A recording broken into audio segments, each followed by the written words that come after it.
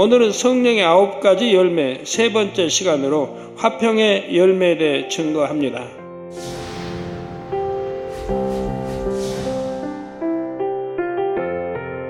로마서 12장 18절에 할 수 있거든 너희로서는 모든 사람으로 더불어 평화하라 했습니다. 할 수 있거든 너희로서는 모든 사람으로. 저 사람은 내 마음에 안 맞으니까, 내 생각이 안 맞으니까,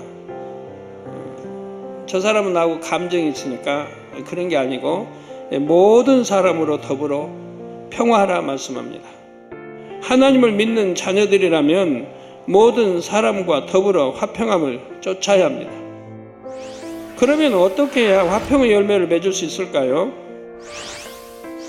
첫째, 하나님과 화평해야 됩니다. 하나님과 화평하기 위해 가장 중요한 것은 죄의 담이 없어야 한다는 것입니다. 사람 사이 화평하기 위해 하나님과 화평을 깨트려서는 안 되지요. 예를 들어 믿음이 없는 가족과 화평하기 위해서 우상 앞에 절하거나 주의를 안 지킨다면 어찌 될까요?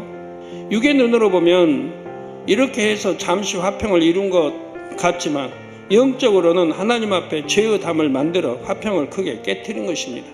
결국 연단과 시험 환난을 자초한 것이고 가족과도 참된 화평을 이룰 수 없지요.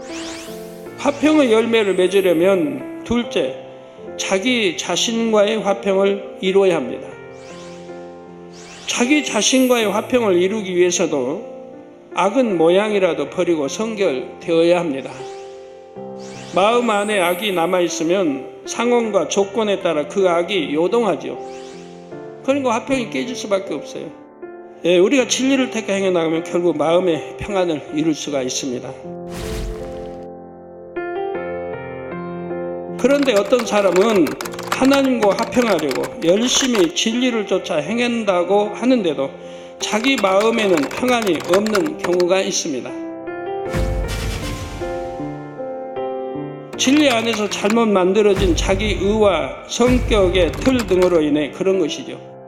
예를 들어 율법적인 틀에 너무 매여 있어서 마음에 평안이 없는 사람이 있습니다. 정말 충성하고 열심히 말씀대로 산다고 하는 분들이 얼굴에 그늘이 있는 사람들 보면 자기하고 화평을 못하고 아니면 자기 의와 틀 때문에 힘들고 뭔가 있으니까 그러죠. 이런 경우는 행위 자체에 집착하기보다는 하나님을 사랑하는 마음을 이루기 위해 더 노력해 가야 합니다. 또 다른 예를 들면 부정적인 사고의 틀로 인해 자기와의 화평을 이루지 못하는 경우도 있습니다.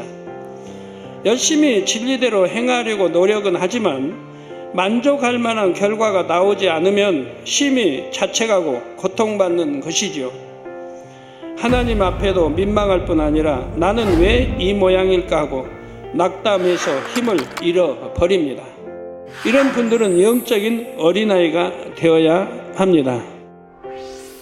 셋째로 모든 사람과 화평해야 합니다. 모든 사람과 화평하려면 무엇보다 자기를 희생할 수 있어야 합니다.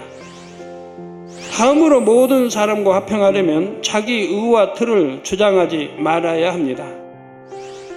이렇게 서로 간에 자기 입장만 주장해서는 화평을 이룰 수가 없습니다. 내 입장, 내 기준에 맞추지 말고 상대의 입장에서 생각하며 섬길 때라야 화평이 이루어지는 것입니다. 그런데 이렇게 화평을 이루는 과정에서 여러분이 몇 가지 깨달아 볼 것이 있습니다. 먼저 내 편에서는 감정도 없고 화평한데 상대가 나와 화평을 깬다 할 때 정말 상대의 탓인가 하는 것입니다. 고의는 아니었다 해도 자기 편에서 화평을 깨는 원인 제공을 해놓고도 깨닫지 못하는 경우가 있습니다. 부지중에 상대를 배려하지 못하고 지혜롭게 못한 말이나 행동으로 상대의 감정을 상하게 만든 것입니다. 또 윗사람 입장에서는 나는 화평을 이루었다고 생각하지만 아랫사람은 힘들어하는 경우도 있습니다.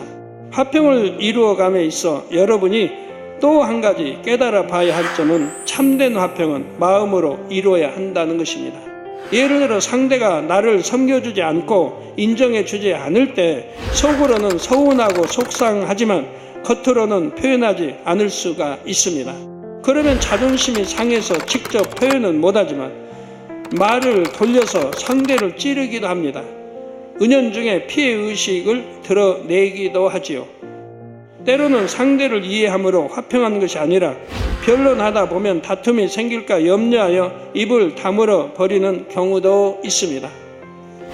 저 사람은 악하고 자기 주장만 강하여 대화가 통하는 사람이 아니다 하면서 상대를 무시하는 마음으로 물러서 버리는 것이죠. 물론 드러내놓고 화평을 깨는 것보다는 이렇게라도 화평을 깨지 않는 것이 더 낫습니다. 그러나 참된 화평을 이루려면 진정으로 상대를 섬기는 마음이어야 합니다.